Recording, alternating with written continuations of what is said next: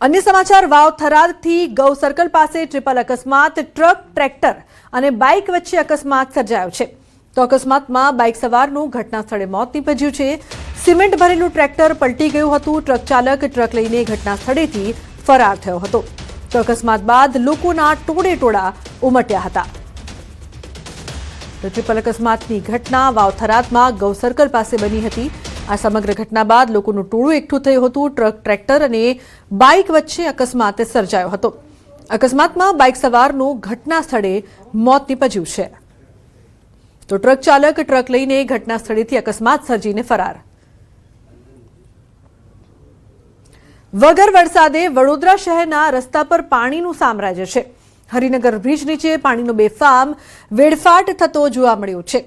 पीवाना पाणीनी लाइन तूटी जता लाखों गैलन पाणीनो वेडफाट थयो छे। तो पाणीनी कामगीरी दरमियान लाइन तूटी जता मार्ग पर पाणी ज पाणीनो वेडफाट थता दृश्यो सामे आव्या छे। कॉन्ट्रेक्टर बेदरकारीना कारणे नागरिकोने हालाकी। एक तरफ पाणीनो व्यय थई रह्यो छे तो बीजी तरफ विस्तारमां पाणीने लईने मुश्केली सर्जाई छे। तो वगर वरसादे रस्ता पाणी पाणी थया होय तेवा दृश्यो वडोदराथी।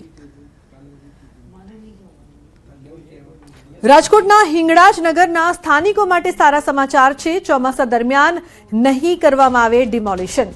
મનપાએ મકાન તોડવાની કાર્યવાહી અટકાવી છે। સુપ્રીમ કોર્ટના ચુકાદાને આધારે આ નિર્ણય લેવાયો છે।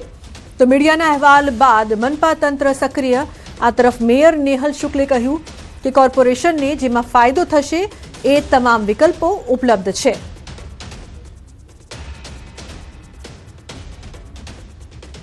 ચોમાસું છે સુપ્રીમ કોર્ટના જજમેન્ટ અનુસાર અને માનવીય દ્રષ્ટિકોણથી કોઈ અત્યારે ડિમોલિશન ન કરવું એવું અમે નક્કી કરેલું છે।